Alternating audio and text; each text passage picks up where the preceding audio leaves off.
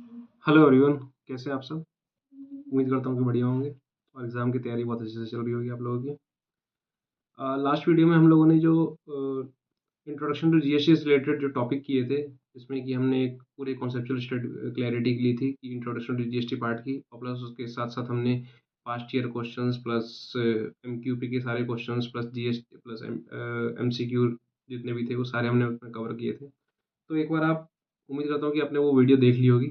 अगर नहीं देखी तो इससे पहले एक बार वो देख लीजिए ताकि उससे आपकी कॉन्सेप्चुअल क्लैरिटी थोड़ी-सी अच्छी हो जाए।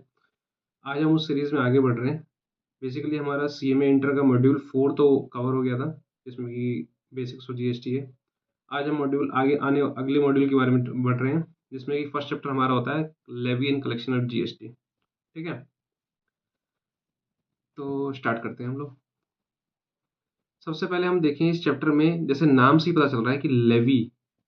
लेवी मतलब क्या होता है? किसी भी चीज़ के ऊपर लायबिलिटी क्रिएट करना। ठीक है?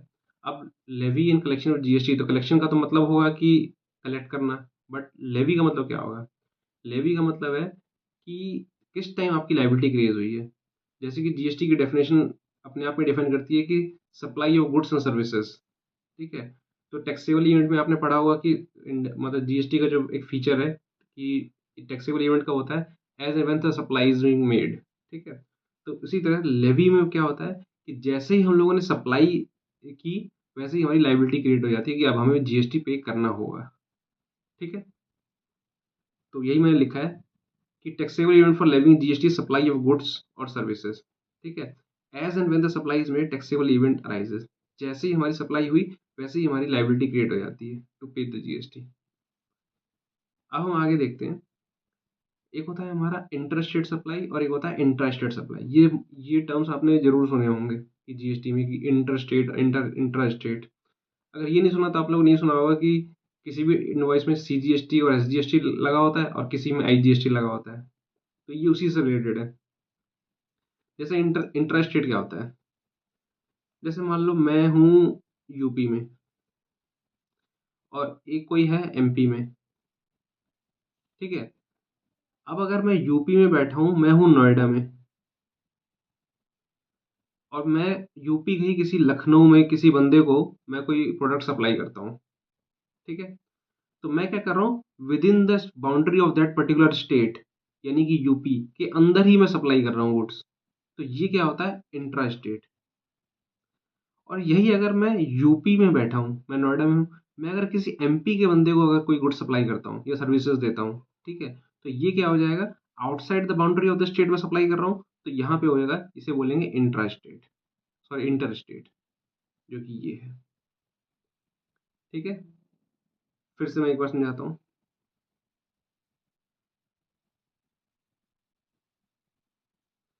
मान लो कोई है वेस्ट बंगाल में और कोई है मान लो महाराष्ट्र में। वेस्ट बंगाल में अगर कोई बंदा बैठा है और वेस्ट बंगाल में ही अगर सर्विसेज दे रहा है या गुड सप्लाई कर रहा है, तो इस पे क्या लगेगा? Intra state. और वो कोई वेस्ट बंगाल का बंदा किसी महाराष्ट्र के बंदे को अगर गुड्स या सर्विसेज सप्लाई कर रहा है, तो क्या लगेगा? Inter state. जैसे ही हमारी जो बाउंड्री ऑफ द स्टेट या यूनियन टेरिटरी है, उसको क्रॉस करके हम किसी और स्टेट या किसी और यूनियन टेरिटरी में अगर हम सप्लाई कर रहे हैं गुड्स या सर्विसेज को, तो हमारा लगता है इंटर स्टेट। और अगर हम within the same boundary of that particular state या within the same boundary of the particular union territory अगर हम गुड्स या सर्विसेज सप्लाई करते हैं, तो वहां पे लगता है हमारा इंट्रा स्टेट। ठीक है? अब देखो,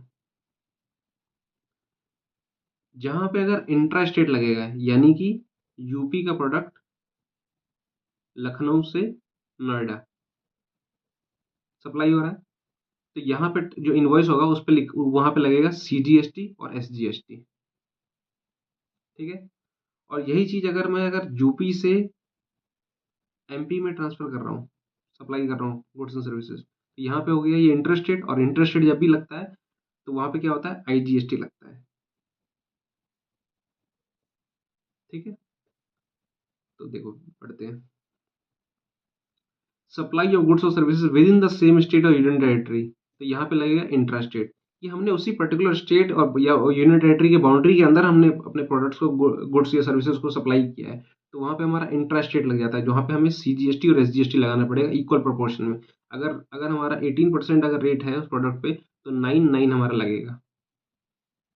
ठीक है।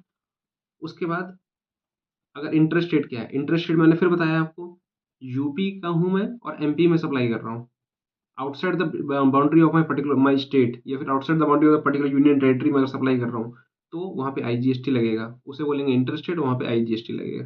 ठीक है। तो सप्लाई ऑफ गुड्स और सर्विसेज बिटवीन टू स्टेट्स और यूनियन टेरिटरी, किसी दो स्टेट या किसी दो यूनियन टेरिटरी के बीच में अगर सप्लाई होता है तो उसे इंटरेस्ट रेट बोलते हैं।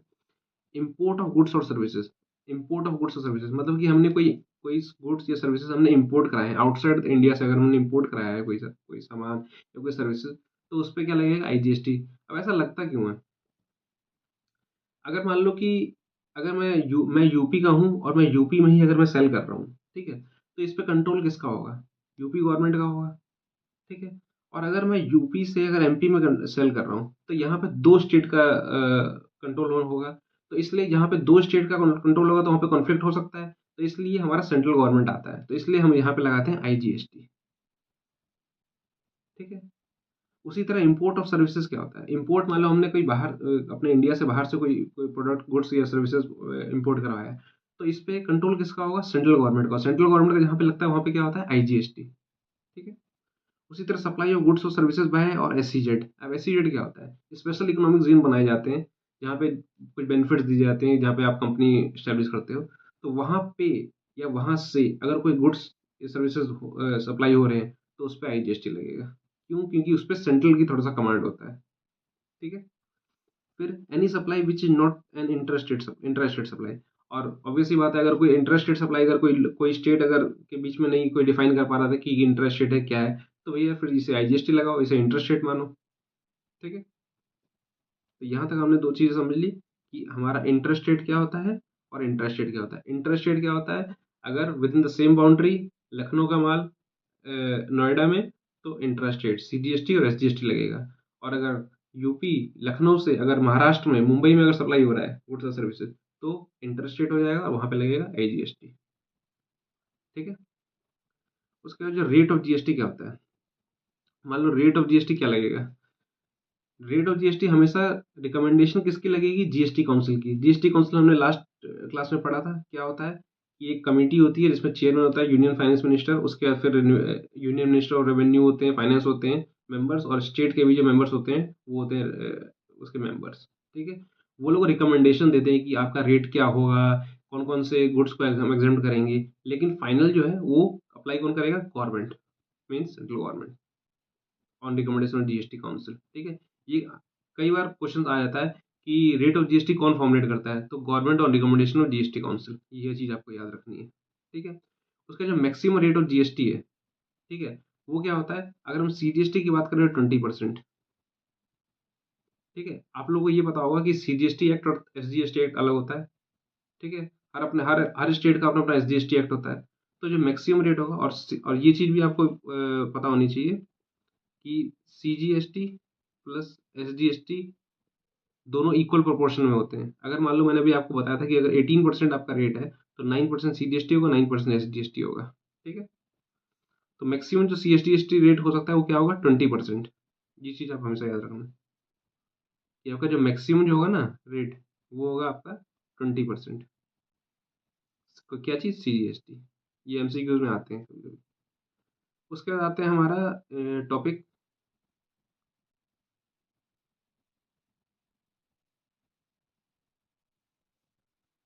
Extent and commencement of GST law. अब जैसे कि आप लोगों को पता है कि जीएसटी जो है वो ऑल ओवर इंडिया पे लगता है, including the state of Jammu and Kashmir also. ठीक है। बट इंडिया है क्या, अब इंडिया को मैं बोलूँ कि सिर्फ टेरिटोरियल बाउंड्रीज, तो ऐसा भी नहीं बोल सकते। तो अब हम देखते हैं कि इंडिया की डेफिनेशन दी क्या हुई है। सबसे पहले बात, GST applies to the whole of India, पूरे इंडिया पे लगता है। ठीक है। अब इंडिया क्या है, टेरिटरी ऑफ इंडिया, यानी कि द लैंड मार्क। चलो मैं एक मैप बना देता हूँ।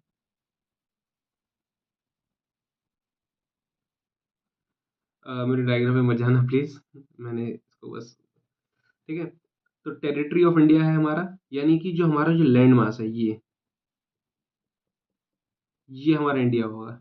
ठीक है। उसके बाद क्या होगा, टेरिटोरियल वाटर्स। टेरिटोरियल वाटर्स मतलब क्या होता है कि ये जो आपका, एक सेकेंड,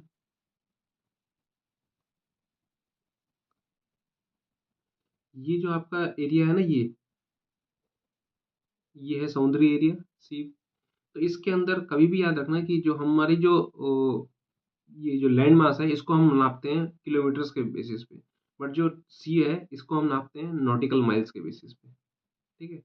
तो जो लैंड मास से अगर हमारा टेरिटोरियल वाटर अगर बोला जाए तो 12 नॉटिकल माइल्स तक हमारा टेरिटोरियल वाटर होता है, इसको हम टेरिटोरियल वाटर बोलते हैं।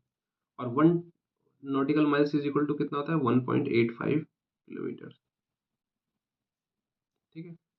तो बाउंड्री से, यानी कि बाउंड्री से 12 नॉटिकल माइल्स तक समुद्र में, तो उसे बोलते हैं टेरिटोरियल वाटर। उसके बाद क्या लिखा है, sea bed and subsoil underlying such water.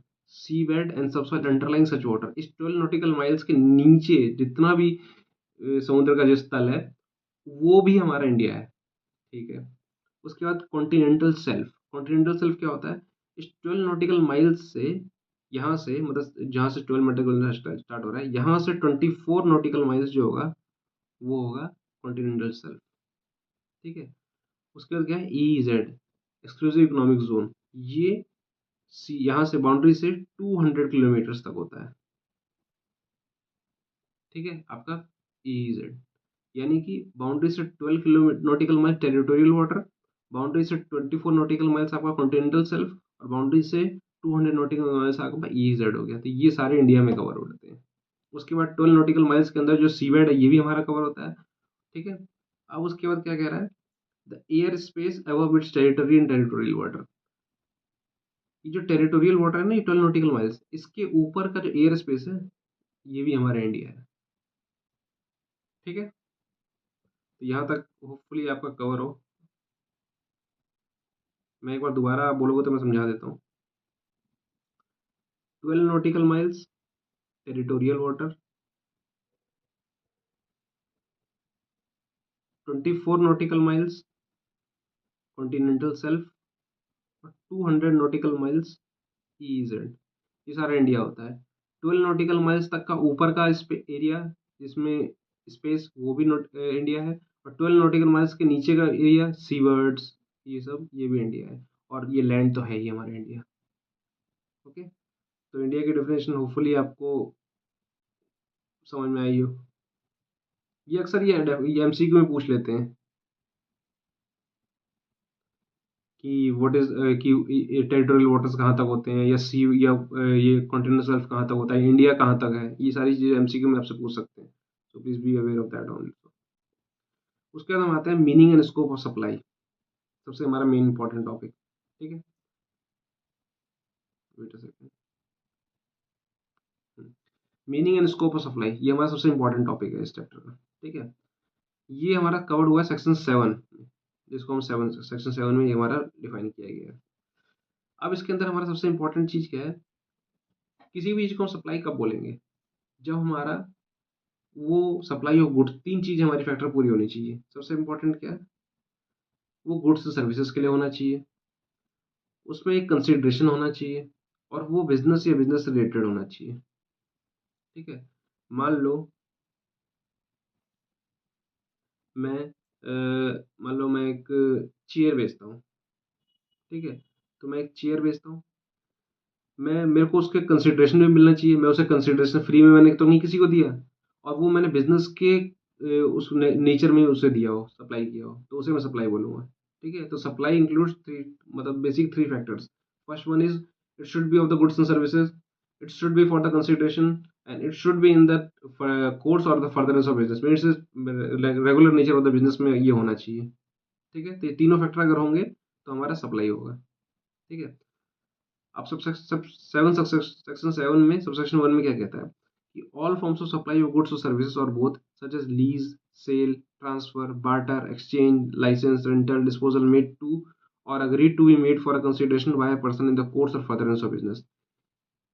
सारे तरह की सप्लाई, चाहे वो सेल हो, या ट्रांसफर हो, या बार्टर हो, एक्सचेंज हो, लाइसेंस हो, रेंटल। बार्टर मतलब क्या है, जैसे कि मान लो कि मैं मेरे चेयर बनाने का बिजनेस है, मैं चेयर बना के मैं बेचता हूँ और मैं उससे बोलता हूँ कि आप मुझे ना प्लास्टिक दे दो और प्लस कुछ पैसे दे दो। ठीक है, तो ये कुछ पैसे दे तो एक्सचेंज हो गया, ये बार्टर हो गया। चेयर के बदले मैं प्लास्टिक ले लेता हूँ, ये भी हमारा कुछ, ये भी, इसको भी मैं बोलूँगा सप्लाई। ठीक है, उसके बाद लाइसेंस एंड रेंटल, मैं लाइसेंस देता हूँ किसी चीज़ को यूज़ करने के लिए, रेंटल सर्विसेज में रेंटल प्रोवाइड करता हूँ किसी चीज़ को यूज़ करने के लिए, ये भी हमारा सर्विस, ये सप्लाई में माना जाएगा। ठीक है, तो ये चीज, तीन चीज याद रखना। Supply includes, supply, what is meant by supply? Supply means it should be of the nature in the, it should be for the supply of goods and services, it should be made for the consideration, and it should be made in the course or furtherance of the business. Okay, ये तीन चीजें आपको याद रखनी है। अब goods की definition क्या है? Goods means every kind of movable property, her kind of, किसी भी तरह का जो मूवेबल प्रोडक्ट है वो हमारा गुड्स है, जैसे कि चेयर, टेबल, शूज, प्लास्टिक, अलमीरा, कुछ भी चीज़ जो मूवेबल है वो हमारी गुड्स मानी जाती है। इसके अंदर कुछ चीज़ें इंक्लूड की गई है, जैसे कि एक्शनेबल क्लेम। एक्शनेबल क्लेम क्या होता है? नाम से पता चल रहा है कि एक्शनेबल क्लेम किसी ऐसे चीज पे जिस पे आप क्लेम कर सकते हो। ठीक है, इसमें आप हमेशा याद रखना, लॉटरी, बेटिंग, इसकी जो आपको जो टिकट मिलती है इस पे आप क्लेम कर सकते हो ना कि मुझे पैसे चाहिए, अगर आप जीतते हो तो ये एक्शनेबल क्लेम होता है। ठीक है, तो इसे इंक्लूड किया गया गुड्स की डेफिनेशन में। उसके बाद growing crops grass attach to land, जो कि लैंड से अटैच होते हैं, ग्रास क्रॉप्स वगैरह, उसको हम वो हटने से पहले उसको सप्लाई कर देते हैं, तो वो भी हमारा इंक्लूड होता है।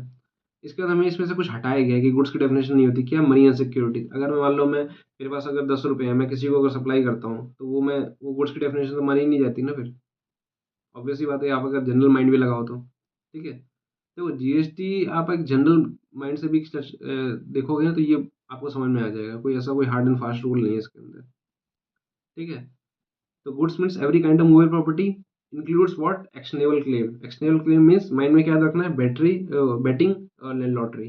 ठीक है, और एक्सक्लूड क्या है, मनी एंड सिक्योरिटीज, उसको एक्सक्लूड कर दिया गया। और सर्विसेज क्या होती है?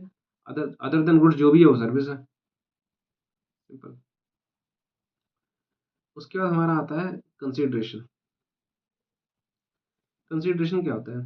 कंसिडरेशन मीन्स, आपने लॉ में पढ़ा होगा, something in return, it must be in kind, it can not be in kind, but यहाँ पे क्या है, पेमेंट इन मनी और इन काइंड। अगर आपको, आपने कोई मान लो कि मैंने चेयर बेचा, चेयर बेच करके मुझे अगर 500 रुपये मिले तो वो मेरे लिए कंसिडरेशन है। अगर मैं चेयर बेच के मैं उससे बोलता हूँ कि आप, मैं आपको चेयर बेच रहा हूँ, आप मेरे लिए कुछ गार्डनिंग सर्विस प्रोवाइड कर दो। ठीक है, तो वो भी एक तरह से कंसिडरेशन है। उसके बाद डिपॉजिट कंसीडर, ये देखो ये point, deposit considers payment only if supplier applies that deposit consider for that particular supply. अगर मान लो कि मैंने किसी को डिपॉजिट दिया कि ये लो डिपॉजिट, तो उसको मैं सप्लाई, उसको मैं कंसीडरेशन तब तक नहीं बोलूंगा जब तक वो सामने वाला बंदा उस डिपॉजिट को उस कंसीडरेशन ना मान ले उस पर्टिकुलर सप्लाई के लिए। ठीक है, उसके बाद कंसिडरेशन किसी के थ्रू भी हो सकता है, या तो अगर मैंने अगर चेयर बेचा है तो मुझे, या तो मैंने श्याम को शेयर बेचा तो श्याम मुझे पैसे दे, या कोई और ना मुझे पैसे दे, तो मुझे तो उससे कोई मतलब नहीं है, मुझे तो कंसिडरेशन मिलनी चाहिए। तो consideration can be from any party, like the person who are, from you are selling the product, or from any other person also. ठीक है, subsidy given by government will not be considered as consideration. अगर आप कोई product बेचते हो, उसके अंदर आपको किसी गवर्नमेंट ने कोई सब्सिडी प्रोडक्ट प्रोवाइड की है, ठीक है, तो वो आपकी कंसिडरेशन नहीं मानी जाएगी। ठीक है, उसके बाद अगले सेक्शन में देखते हैं, सेक्शन सबसेक्शन 1 क्लॉज बी। इसमें क्या है, import of services for consideration whether or not in the course for the business. मतलब क्या है, आपने कोई सर्विस को इम्पोर्ट किया, ठीक है, फॉर कंसिडरेशन, यानी कि आपने सर्विस, मैं आपको बताता हूँ, आपने सर्विस इम्पोर्ट की, कंसिडरेशन भी दिया, बट वो आपके बिजनेस में रिलेटेड है या नहीं है, उससे आपको कोई मतलब नहीं है, वो आपका माना जाएगा सप्लाई। अब इसका मतलब क्या है, देखो, जैसे कि मान लो हमने न्यूयॉर्क से कोई किसी को बोला कि हम अपना घर बना रहे हैं, ठीक है, पर्सनल घर है, हमने न्यूयॉर्क से किसी आर्किटेक्ट को बोला कि हमें ना आर्किटेक्चरल सर्विसेज दे दो, तो हमने इंपोर्ट किया सर्विसेज, कंसिडरेशन भी उसे दिया हमने, मान लो $100, ठीक है, लेकिन वो हमारे बिजनेस में नहीं है, वो हमारे पर्सनल यूज़ के लिए है, तो इसको हम सर्विस सप्लाई मानेंगे? हाँ मानेंगे। गवर्नमेंट क्या चाहती है कि एक ट्रांसपेरेंसी हो। अगर मान लो कि मैं उसको, अगर सप्लाई, गवर्नमेंट उसको सप्लाई नहीं मानेगी, तो हम इसको इसको प्रमोट करेंगे, हम सप्लाई, इंपोर्ट और सर्विसेज को, इंपोर्ट गवर्नमेंट सपोर्ट कर रही है, रादर इसे ये अगर हम इसे सप्लाई मान लेंगे तो इसका मतलब कि वो चीज़ें अगर महंगी हो गई तो वो बंदा जो अगर इम्पोर्ट सर्विसेज इम्पोर्ट कर रहा है वो इंडिया से सर्विस लेगा, तो लोकल इकोनॉमी बूस्टअप होगी, होगी कि नहीं होगी? अब मान लो ये है मिस्टर ए, ये यूएसए से सर्विस लेता है, ठीक है? इस पे जीएसटी नहीं लगता क्योंकि इसको सप्लाई नहीं मानेंगे। और मान लो तो फिर ये हो गया, ये यू 100 यूएसडी का दे रहा है। अब मान लो कि ये अगर इंडिया से ही खरीदता है किसी बी से, तो ये इस पर जीएसटी लग रहा है, तो ये तो ऑब्वियस सी बात है महंगी होगी। तो गवर्नमेंट ये चाहेगी नहीं चाहेगी? तो गवर्नमेंट क्या चाहती है कि अपने लोकली को प्रमोट करने के लिए हमने बोला कि अगर आपने यूएस से किसी आउट इम्पोर्ट कोई सर्विसेज इम्पोर्ट की और आपने कंसिडरेशन दिया, ठीक है, बट अगर आपने उसे अपने बिजनेस में यूज़ किया या नहीं किया फिर भी हम उसे आपको सर्विस मान लेंगे, ठीक है?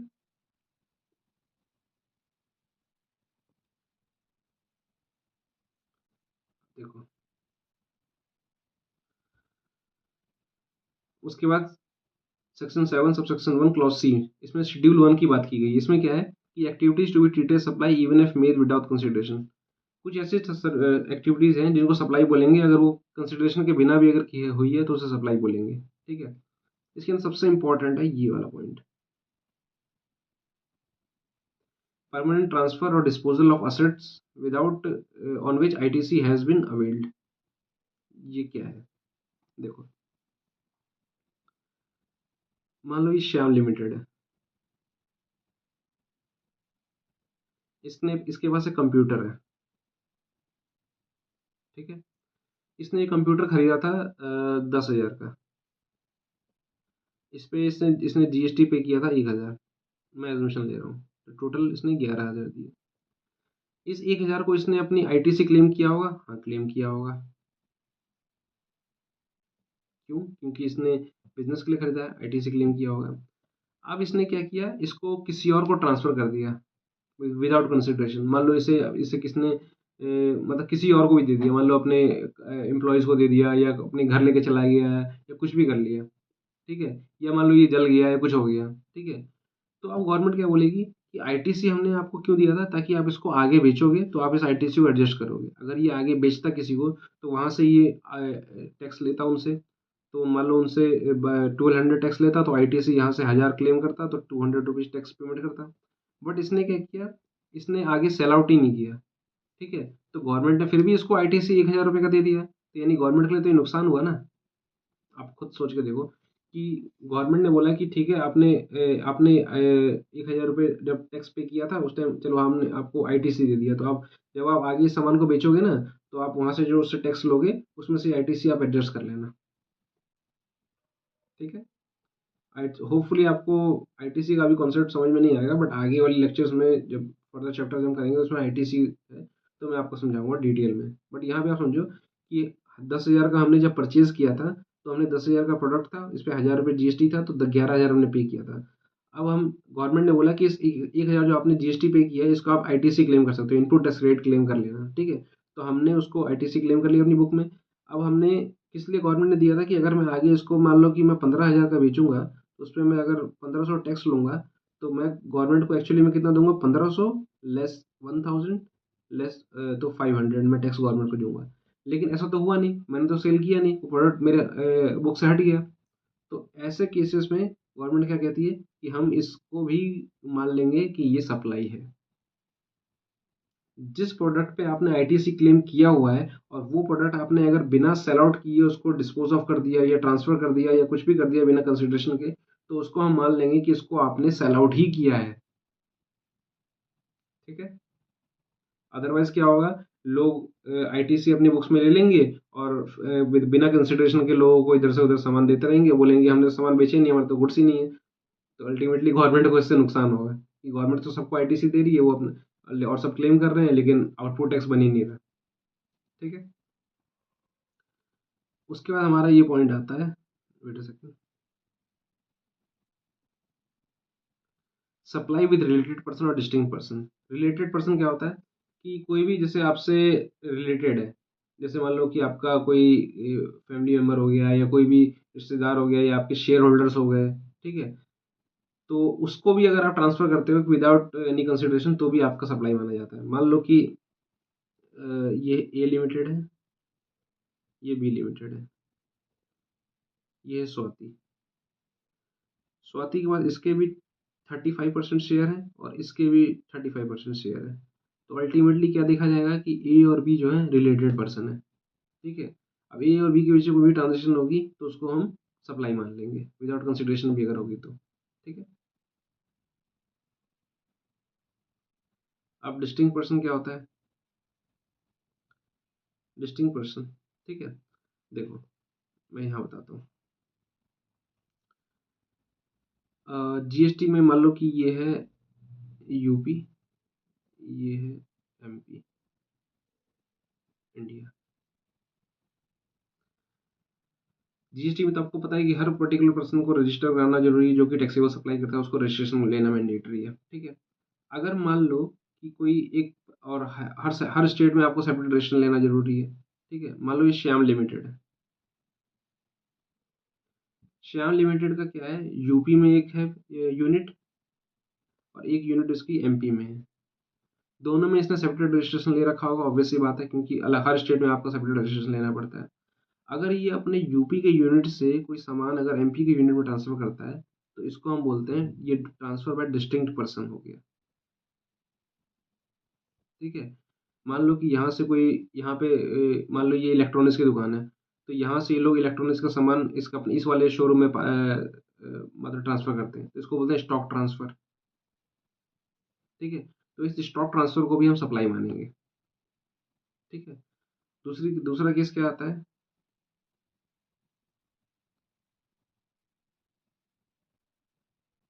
मान लो ये यूपी में है और इसका एक और ब्रांच है यूपी में ही। ठीक है, श्याम लिमिटेड का, वेट अ सेकंड,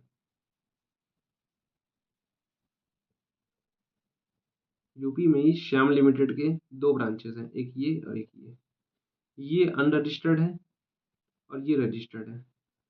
अगर ये रजिस्टर्ड वाला अगर अनरजिस्टर्ड को भी अगर कोई ट्रांसफर चीज कर रहा है ना, तो इसको भी हम डिस्टिंक्ट पर्सन मान लेंगे और इसको बोलेंगे कि सप्लाई है ये।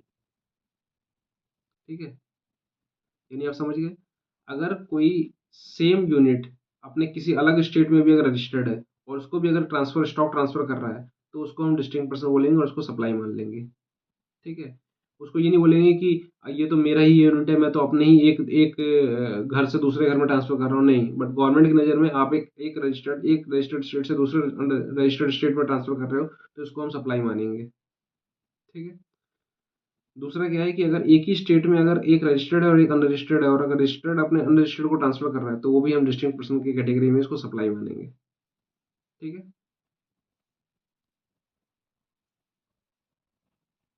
उसके बाद है supply of goods by principal, principal to agent और एजेंट टू प्रिंसिपल। अब आपने देखा होगा कि ये वाला केस बहुत आपका इंपॉर्टेंट है कि अगर आप प्रिंसिपल अगर अपने एजेंट को ट्रांसफर करता है कोई सामान तो इसको हम सप्लाई मानेंगे। अगर जनरल प्रोविजन से देखा जाए तो मैं एक हूँ प्रिंसिपल, मैं अपने एजेंट को बोलता हूँ कि ये लो सामान ट्रांसफर कर दिया मैंने, उसको इसके आगे भेज देना, तो इसको सप्लाई तो नहीं माननी चाहिए। ठीक है, लेकिन और मान लो कि दूसरा केस, अगर मान लो एजेंट ने कोई सामान कहीं से खरीद के लाया मेरे ही बिहाफ पे और मेरे को ट्रांसफर किया, तो इसको भी मैं ट्रांसफर नहीं मानना चाहिए क्योंकि ये तो मेरे इंटरनल ही है। बट इसमें केसेस क्या है कि अगर प्रिंसिपल ने एजेंट को सामान सप्लाई किया, ठीक है, और आगे एजेंट जो है उस सामान को अपने नाम पे बेच रहा है तो हम इसको सप्लाई मान लेंगे। यानी कि जो इनवॉइस जो है ना वो एजेंट के नाम पे इशू हो रहा है। मान लो मैं हूँ, मान लो ये है ए का एजेंट है एजेंट बी। अब बी जो है वो आगे सामान बेचता है। ठीक है, ये है प्रिंसिपल, ये एजेंट। तो बी अगर अपने नाम पे अगर इनवॉइस जनरेट करके बेचता है, ठीक है, तो ये इसको सप्लाई बोलेंगे। ये जो ट्रांसफर है ना इसको भी सप्लाई बोलेंगे। अगर एजेंट अपने नाम पे इन्वेस्ट नहीं करता, प्रिंसिपल के नाम पे इन्वेस्ट जनरेट करता है तो ये सप्लाई नहीं होगी। ठीक है, सेम फिर वही एजेंट टू प्रिंसिपल। मान लो ये ए एजेंट, ए प्रिंसिपल, बी एजेंट। अब मान लो कि एजेंट ने कोई सामान खरीद के लाया, ठीक है, और ये सामान इसने इसको दे दिया प्रिंसिपल को, तो इसको हम सप्लाई बोलेंगे। हाँ, अगर कब बोलेंगे, अगर ये जो एजेंट जो खरीद के लाया है ना सामान, इसने अगर अपने नाम पे खरीद के लाया है एजेंट के नाम पे, तो इस सामान को ही ट्रांसफ़र कर रहा है प्रिंसिपल को, तो इसको सप्लाई बोलेंगे। अगर ये जो सामान खरीद के लाया है, ये प्रिंसिपल के नाम पे ही खरीद के लाया है और ये उसको ट्रांसफ़र कर रहा है, तो उसको सप्लाई नहीं बोलेंगे। ठीक है? ये मेजर से इसमें इम्पोर्टेंट पॉइंट है जो आपको याद रखने हैं। उसके बाद import of services from related one, अगर आप किसी इम्पोर्ट करते हो कोई service without consideration also but from related ones, ठीक है? जैसे कि मान लो कि मैं हूँ इंडिया में, ठीक है? मैं मान लो कि यूएसए से कुछ सर्विसेज इम्पोर्ट कराता हूँ, ठीक है? विदाउट कंसिडरेशन, बट अपने किसी जान पहचान से, तो उसको हम सप्लाई बोलेंगे? हाँ बोलेंगे। ठीक है? अब ये एक दो पॉइंट्स हैं जो आपको देखने हैं। जैसे कि एक दो देखा होगा आपने, bye one get one free offer, और एक होता है फ्री सैंपल। तो फ्री सैंपल क्या होता है? फ्री सैंपल होता है कि जैसे आपने ये जो बोलते हैं एमआर जो होते हैं, मेडिकल रिप्रेजेंटेटिव, जो आपने देखा होगा बड़े कुछ कुछ क्लिनिक्स के बाहर या किसी डॉक्टर के बाहर, क्लिनिक के बाहर खड़े रहते हैं कि प्रिस्क्रिप्शन के लिए कि ये वाली दवाई आप टेस्ट कीजिए, ये वाली टेस्ट कीजिए। तो वो एज अ फ्री सैंपल ना उन डॉक्टर्स को कुछ दवाइयाँ दे करके जाते हैं टेस्टिंग बेसिस पे। तो उस पे जीएसटी लगता है? नहीं, उसको हम सप्लाई नहीं मानते, क्योंकि वो नॉट अ सप्लाई, क्योंकि वो एज़ अ फ्री दिया जाता है just to promote the business. ठीक है? तो उसको हम सप्लाई नहीं मानते। लेकिन buy one get one free offer जो होता है, इसमें हमारा बोला जाता है, जैसे मान लो किसी मॉल में जाते हैं, हमें बोला जाता है कि आप एक टूथपेस्ट खरीदो तो आपको दूसरा टूथपेस्ट फ्री मिलेगा। तो क्या वो जो टूथपेस्ट है, वो एक के बदले एक दिया जा रहा है? हाँ, दिया जा रहा है। क्या वो इंडिविजुअली भी बिक सकता है? हाँ, बिक सकता है। हमने बस क्या किया है कि उन 2, अगर मान लो कि एक की कॉस्ट ₹80 है, तो हमने दूसरे की कॉस्ट भी ₹80 होगी। हमने ₹80 में ही आपको 2 प्रोडक्ट दे दिया। तो हमने बस क्या किया कि 2 प्रोडक्ट आपको सिंगल प्राइस में दे दिया है। तो इसको हम सप्लाई मानेंगे। इसको इसको हम सप्लाई के बाहर पर्व्यू से बाहर नहीं रखेंगे। जस्ट इस वाले केस में क्या है कि हम फ्री सैंपल दे रहे हैं, फ्री प्रोडक्ट दे रहे हैं। बट इसमें हमने क्या किया कि एक सामान दिया प्लस एक के साथ एक और आपको फ्री दिया। लेकिन जो उस एक की जो दूसरे की कॉस्ट है, वो भी तो इसके अंदर इंक्लूड मानेंगे हम, कि हम मानेंगे कि आपने दोनों की मतलब ऐसा मतलब जनरली होता है कि अगर आपको एक टूथपेस्ट खरीदो ₹80 का, और उसके साथ अगर आपको दूसरा दूसरा टूथपेस्ट फ्री दे रहा है, तो जनरली 80 से थोड़ा सा ज़्यादा होता है, मान लो 90 या 100 का प्राइस, 100 का प्राइस रखते हैं वो। ठीक है? तो इसलिए हम मान के चलते हैं कि वो सप्लाई है। ठीक है? तो ये चीज़ याद रखना, bye one get one free offer जो होता है वो सप्लाई होता है। फ्री सैंपल जो होता है, जो एमआर वगैरह जो डॉक्टर्स को दवाई देके जाते हैं सैंपल बेसिस, वो सप्लाई नहीं होता। ठीक है? उसके बाद ये कुछ एक्टिविटीज़ हैं जिसको हमने गुड्स मानते हैं या सप्लाई ऑफ सर्विस मानते हैं। होता क्या था कि पहले जो बिफोर जीएसटी जो रिजीम था, उसके अंदर क्या था कि कुछ ऐसे गुड्स थे या कुछ ऐसी सर्विसेज थी जिसको हम गुड्स भी मान लेते थे और सर्विसेज भी मान लेते थे। ये हमने लास्ट क्लास में किया भी था कि need for the GST, why GST is being implemented in India. क्या अर्लियर टैक्सेस सिस्टम में क्या ऐसी खामियां थी जिसकी वजह से जीएसटी को लाना पड़ा? तो इसमें से एक ये खामियां भी है कि पहले क्या होता था कि हम एक ही प्रोडक्ट को गुड्स भी मान लेते थे और सर्विसेज भी मान लेते थे, तो उस पे गुड्स पे भी मान के टैक्स लगा देते हैं और सर्विस पे भी मान के टैक्स लगा देते थे। ठीक है? Same product. तो इसलिए उन कुछ चीज़ें हैं जिसपे गवर्नमेंट ने क्लैरिफिकेशन दिया है कि इसको हम आप गुड्स मानोगे या सर्विस मानोगे। ठीक है? तो देखो, ट्रांसफर, ट्रांसफर ऑफ क्या? Transfer of title of goods. किसी प्रोडक्ट, मान लो कि मेरी कार है, ठीक है? अब कार का मैं अगर टाइटल ही ट्रांसफर कर दे रहा हूँ, मान लो कि टाइटल मीन्स उसका ओनरशिप, उसको ट्रांसफर कर दिया, तो ऑब्वियस सी बात है वो तो सप्लाई ऑफ गुड्स ही होगी। इसमें जितने भी आप पढ़ोगे ना, वो सारे आप जनरल माइंड लगाओ, आपका कर लोगे आराम से। उसके बाद देखो, transfer of right in goods without transfer title. मैंने आपको यूज करने के लिए कार दे दी, बट आपका ओनरशिप आपको ट्रांसफर नहीं हुआ, तो मैंने आपको यूज करने के लिए दिया है, तो वो एक तरह से सर्विस हुई। ऑब्वियस सी बात है कि मैंने आपको ओनरशिप ट्रांसफर नहीं किया, मैंने आपको यूज करने के लिए दिया है। टाइटल गुड्स नहीं ट्रांसफर किया, वो खाली राइट दिया है कि आप यूज कर सकते हो, तो वो सप्लाई ऑफ सर्विसेज में आएगा। फिर transfer of title in goods with condition that in future property of goods will pass upon payment of full consideration as agreed.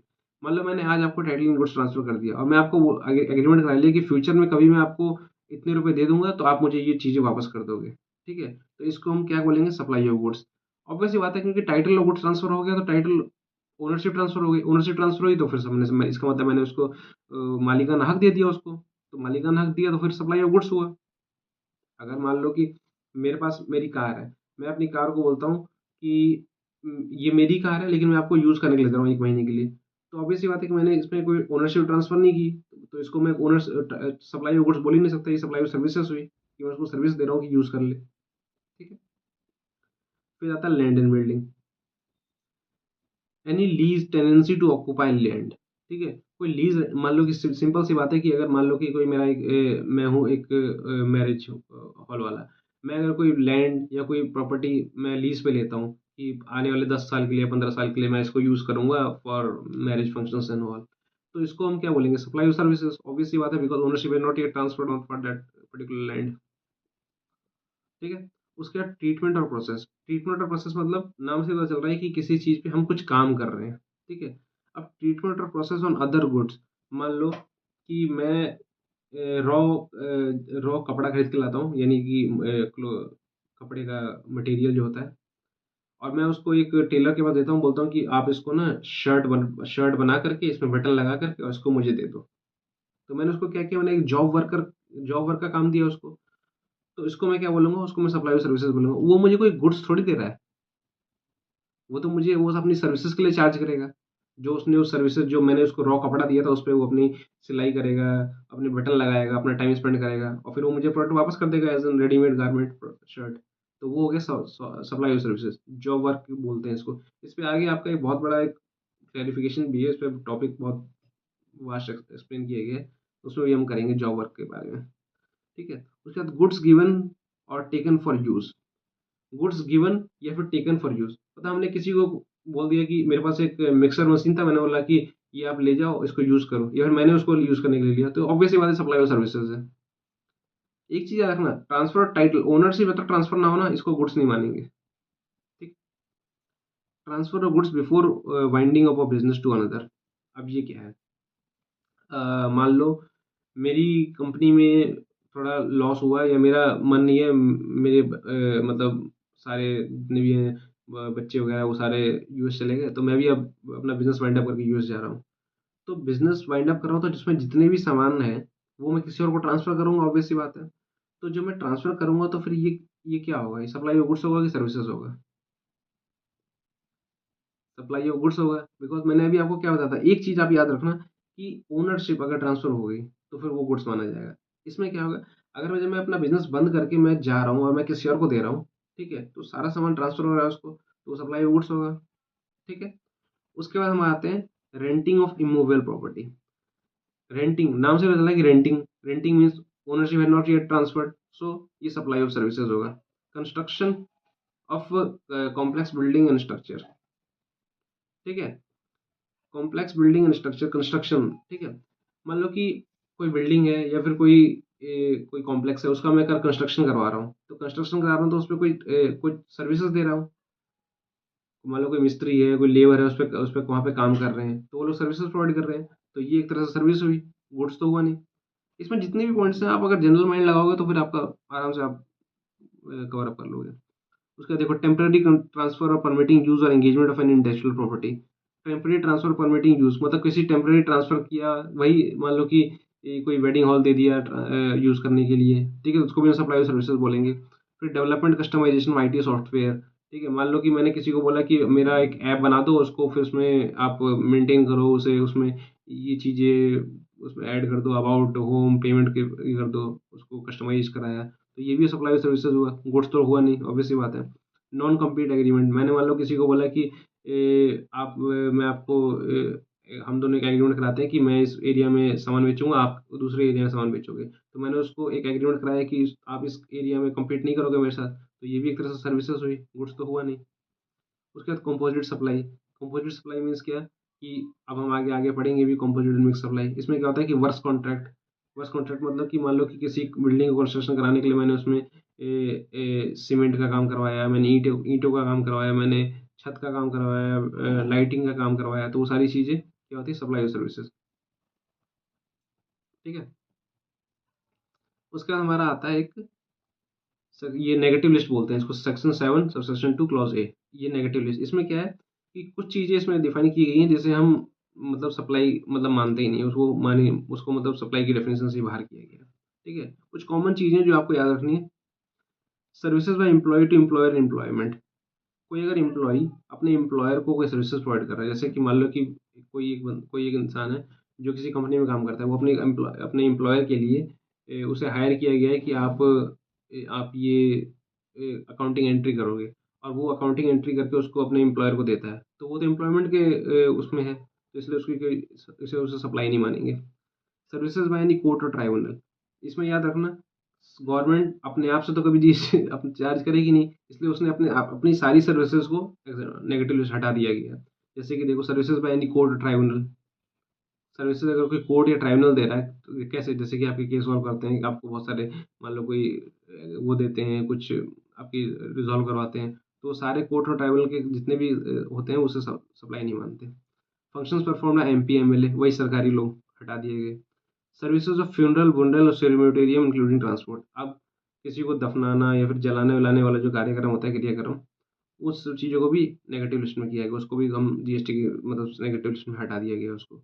उसके बाद उसके इंक्लूडिंग जो जो पेशेंट है या फिर जो डेड बॉडी है उसको ट्रांसपोर्ट करने का जो आता है उसको भी हमने नेगेटिव लिस्ट में डाला हुआ है। Actionable claims other than specified claims as specified in definition of goods, अब इसमें क्या किया गया है कि एक्शनेबल क्लेम्स, अब हमने देखा था गुड्स की डेफिनेशन में भी एक्शनेबल क्लेम, मैंने क्या आपको बताया था कि बेटिंग और लॉटरी याद रखना, इन दोनों चीज़ों को हमने एक्शनेबल क्लेम माना है। बाकी इसके अलावा कोई भी अगर एक्शनेबल क्लेम है, जैसे कि मान लो कि कोई बेड डेब्ट है और मैं किसी कोई कंपनी है उसको बोल देता हूँ कि ये लो, आप राइट लो कि आप इससे पैसा मतलब वसूल वसूल कर सकते हो एज एन वसूल रिकवरी एजेंट, तो वो सब को भी हम लोगों ने नेगेटिव लिस्ट में डाला हुआ है।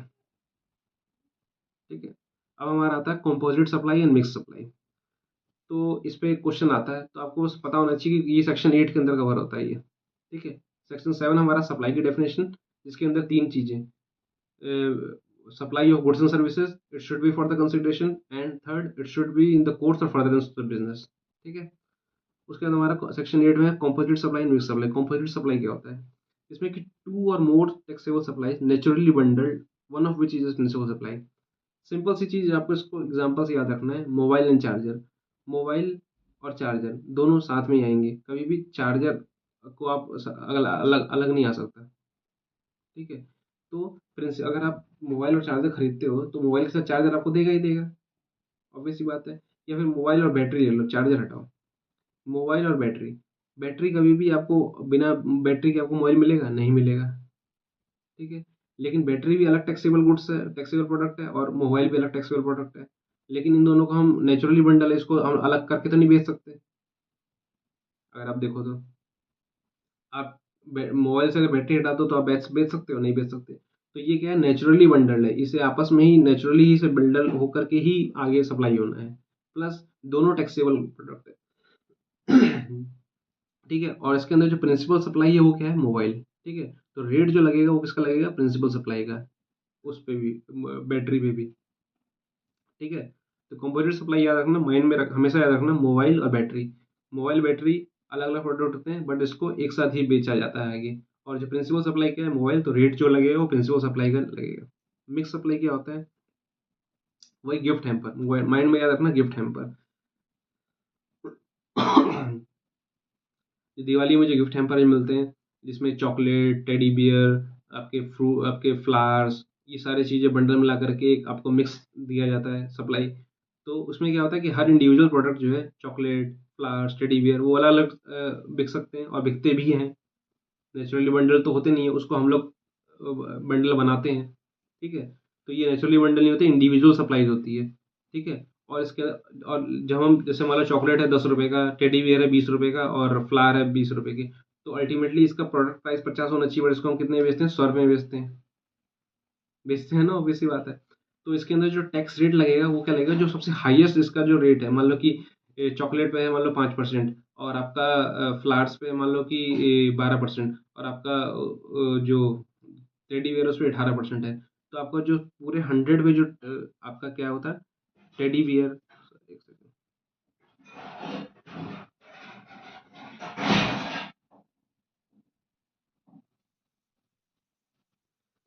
आपका है टेडी बियर, आपका है चॉकलेट, और आपका है फ्लावर, ये तीनों मिला करके आप कितने में बेच रहे हो, 100 रुपये में।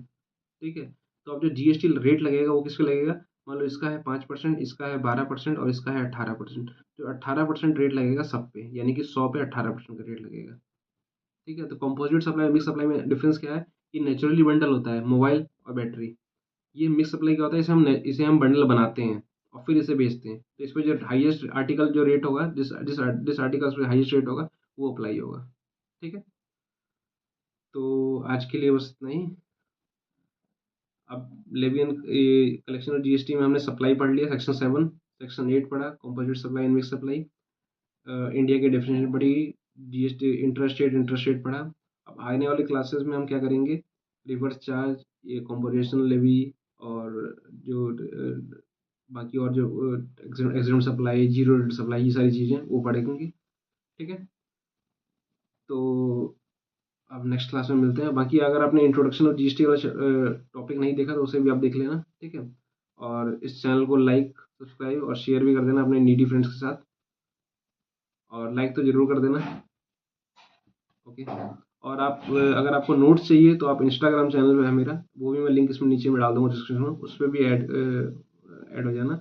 तो यहाँ पे आपको सारे नोट्स मिल जाएंगे, जो मैंने पिछले क्लासेस के भी डाले हैं, जो मैंने पास्ट ईयर क्वेश्चंस वगैरह भी डाले हैं, वो भी आपको मिल जाएंगे, और इस क्लास के नोट्स भी मिल जाएंगे आपको। ठीक है, ओके, बाय।